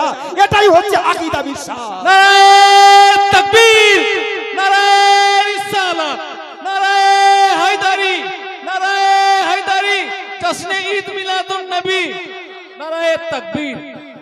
আজকে নবীকে নিয়ে ছেলে খেলামু শুরু করেছো। নবী পড়াশোনা জানে না, শিক্ষা জানে না। 30 পারা কোরআন হচ্ছে মহাবিজ্ঞান, আর নবী হচ্ছেন মহাবিজ্ঞানী। জোরে মুহাব্বতে বলি সুবহানাল্লাহ। যেই নবীকে সম্বোধন করে মহান রব্বুল আলামিন পবিত্র কোরআন শরীফ সূরা ইয়াসিন 22 পারা, সূরা ইয়াসিন আয়াত নাম্বার 1 2 3 আল্লাহ পাক বলেন, ইয়াসিন ওয়াল কুরআনিল হাকিম ইন্নাকা লামিনাল মুরসালিন। ইয়াসিন by the wise Quran, no doubt you have been ওয়ানিস্টেড the path. Isa alayhi salam declared, after me shall come thy splendor, oh all the perfect and holy ones, and shall shed light upon the darkness of all the perfect said, because he is the messenger of Allah. জোরে মুহাব্বতে বলি সুবহানাল্লাহ।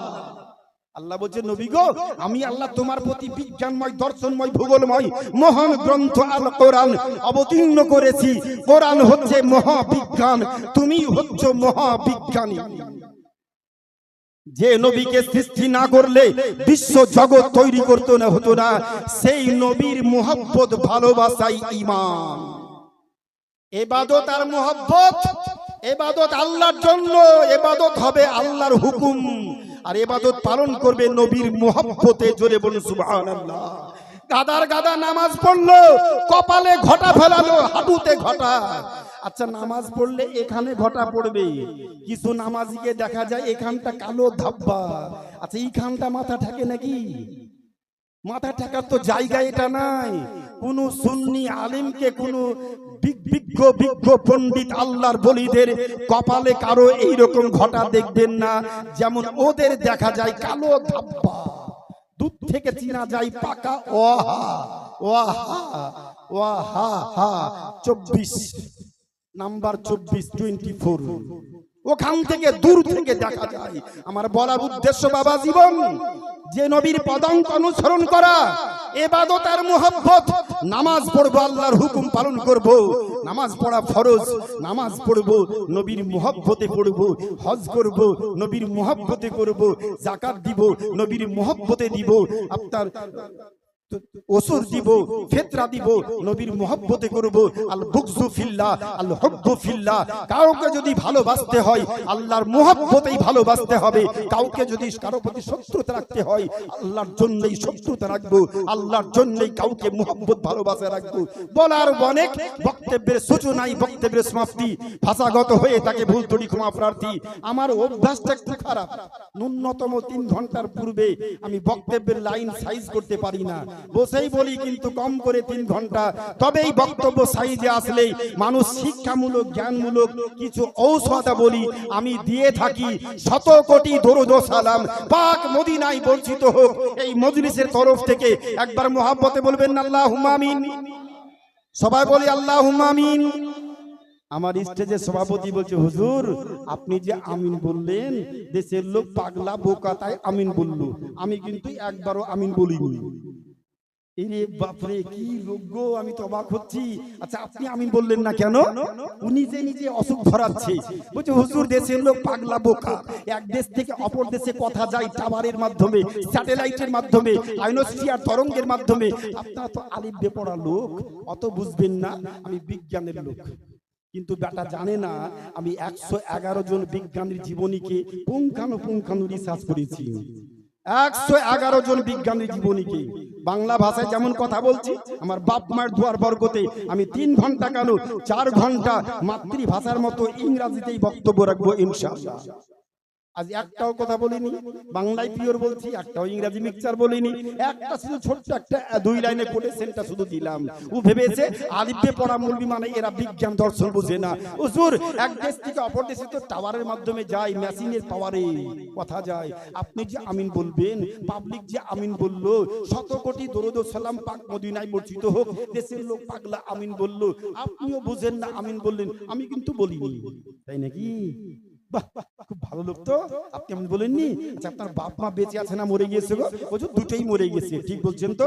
বলছে হুজুর মানুষ মিথ্যা কথা বলে একটা কতিপয় কোন জায়গায়, কিন্তু বাপ মায়ের মরার ক্ষেত্রে কেউ কি অত বড় মিথ্যা কথা বলতে পারে? অত বড় মিথ্যা কেউ বলবে না হুজুর, বলবে না তো? বলেন না। আপনার বাপ কতদিন আগে মারা গিয়েছে? 5 বছর, মা 10 বছর। কোথায় মাটি দিয়েছে? এখান থেকে 100 কিলোমিটার দূরে।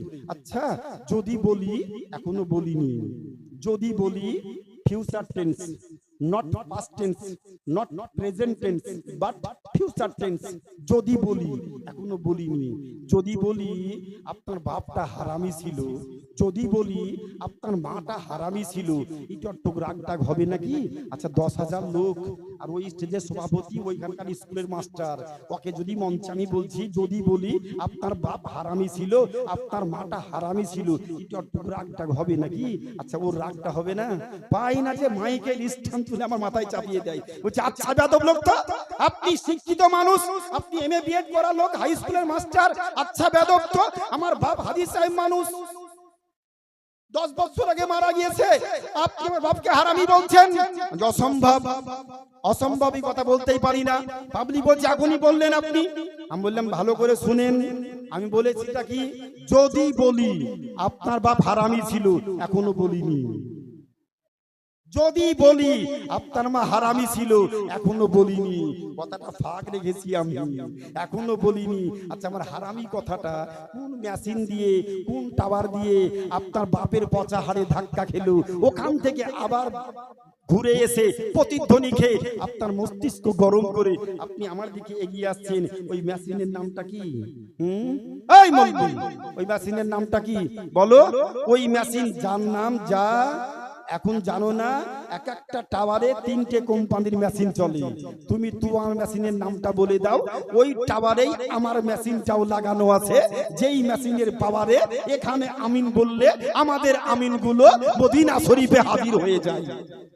জোরে বলবেন না সুবহানাল্লাহ? কোনদিন হায়াত বাকি তো মুলাকাত বাকি। এখানেই বক্তব্যের সমাপ্তি। ভাষাগত হয়ে থাকে ভুল ত্রুটি, সকলের ঈমান আকীদা মজবুতীকরণ করুন।